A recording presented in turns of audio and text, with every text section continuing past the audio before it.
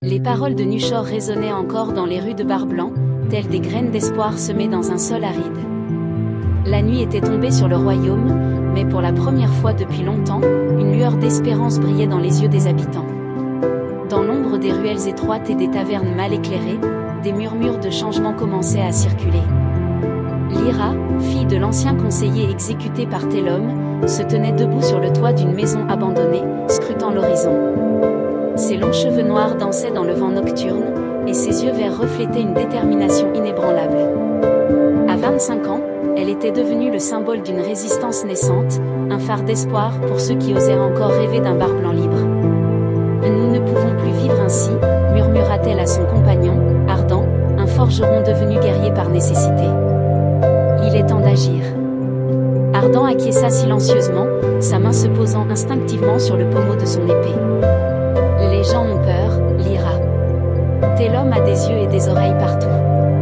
C'est précisément pour cela que nous devons frapper maintenant, répondit Lyra avec ferveur. Le message de Nuchor a ébranlé le règne de terreur de Télôme. Les gens commencent à se réveiller. Pendant ce temps, dans le palais royal de Bar-Blanc, Télôme faisait les 100 pas dans sa salle du trône, son visage déformé par la rage. Les murs de marbre noir semblaient absorber la faible lumière des torchers, créant une atmosphère oppressante qui reflétait l'humeur du tyran. Comment ose-t-il, rugit-il, faisant sursauter ses conseillers tremblants. Comment ce Nuchor ose-t-il s'immiscer dans les affaires de mon royaume? Le plus courageux des conseillers, un homme âgé nommé Galouin, osa prendre la parole. Votre Majesté, peut-être devrions-nous considérer les paroles de Nuchor. Le peuple souffre, et... Il n'eut pas le temps de finir sa phrase. D'un geste vif, Télôme dégaina son épée et la plongea dans la poitrine de Galouin. Le vieil homme s'effondra, ses yeux écarquillés de surprise et de douleur. Voilà ce qui arrive à ceux qui osent remettre en question mon autorité, gronda Télôme, ses yeux injectés de sang balayant l'assemblée terrifiée. Que ceci serve d'avertissement à tous. Je suis le roi de Bar-Blanc, et ma volonté est loi. Loin de là, dans le paisible royaume de Condamuk, Nuchor méditait dans ses jardins. Le contraste entre la sérénité de son environnement et le tumulte qui agitait son esprit était saisissant. Il savait que ses paroles avaient eu un impact à Bar-Blanc, mais il craignait que cela ne suffise pas. Mon roi, l'interrompit doucement Eldar, son plus fidèle conseiller. Nous avons reçu des nouvelles de nos espions à Bar-Blanc. La situation s'aggrave. Nuchor se leva lentement, son visage empreint d'une sagesse millénaire. Parle, mon ami. Télôme a redoublé de cruauté. Des exécutions publiques ont lieu chaque jour. Mais, il y a aussi de l'espoir. Un mouvement de résistance prend forme, mené par une jeune femme nommée Lyra. Le roi de la paix ferma les yeux un instant, pesant le poids de ces informations. Il est temps d'agir plus directement, Eldar. Prépare-toi à partir pour Bar-Blanc. Tu seras mes yeux et mes oreilles, et tu guideras cette résistance naissante. Eldar s'inclina profondément. Ce sera fait, mon roi. Dans les jours qui suivirent, une atmosphère de tension palpable s'installa à Bar-Blanc. Les rues, autrefois animées, étaient désormais silencieuses, les habitants craignant de s'attirer les foudres des gardes de Télôme. Pourtant, dans ce silence oppressant, des murmures de rébellion commencèrent à se faire entendre. Lyra et son groupe de résistants se réunissaient dans les caves d'une ancienne brasserie abandonnée. L'odeur de houblon et de levure imprégnait encore les murs, masquant les discussions secrètes qui s'y tenaient. « Nous devons frapper un grand coup », déclara Lyra, penchée sur une carte de la ville.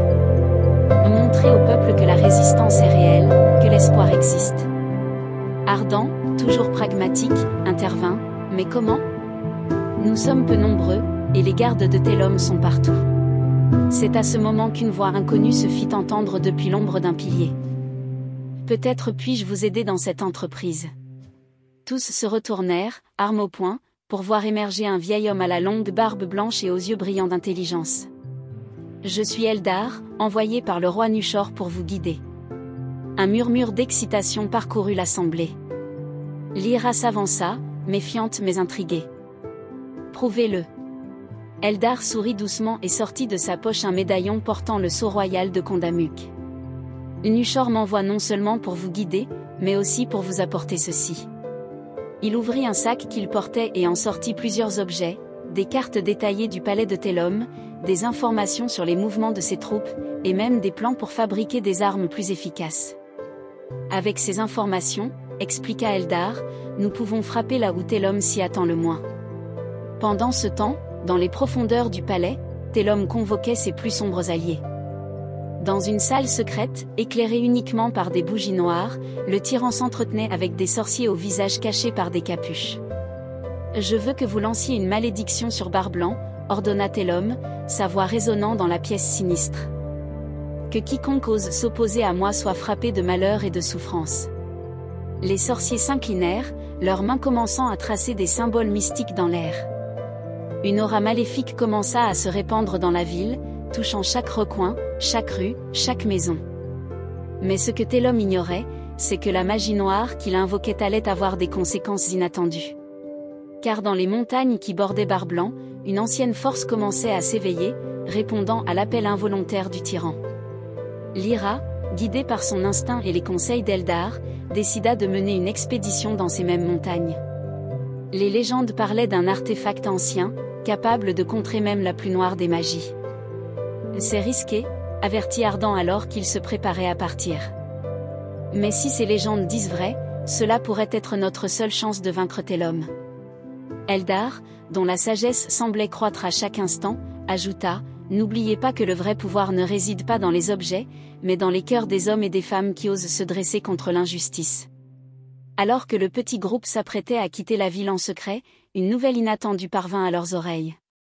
Le royaume voisin de Zéphyria, dirigé par le roi Vortex, avait envoyé des émissaires à Barblanc. Cela ne présage rien de bon, murmura Lyra.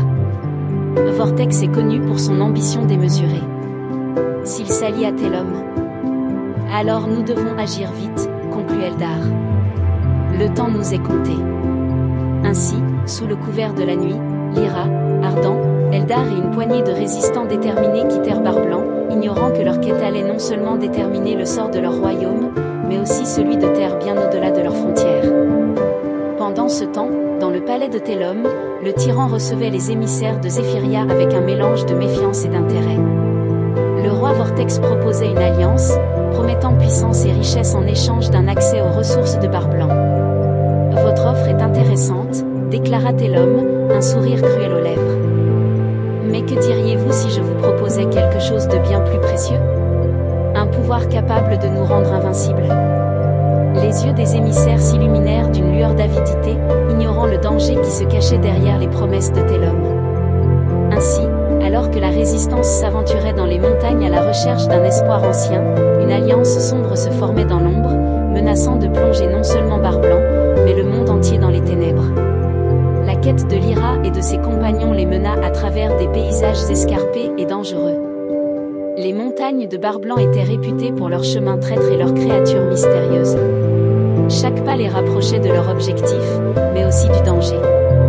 Une nuit, alors qu'ils campaient dans une grotte à flanc de montagne, Lyra fut réveillée par un bruit étrange.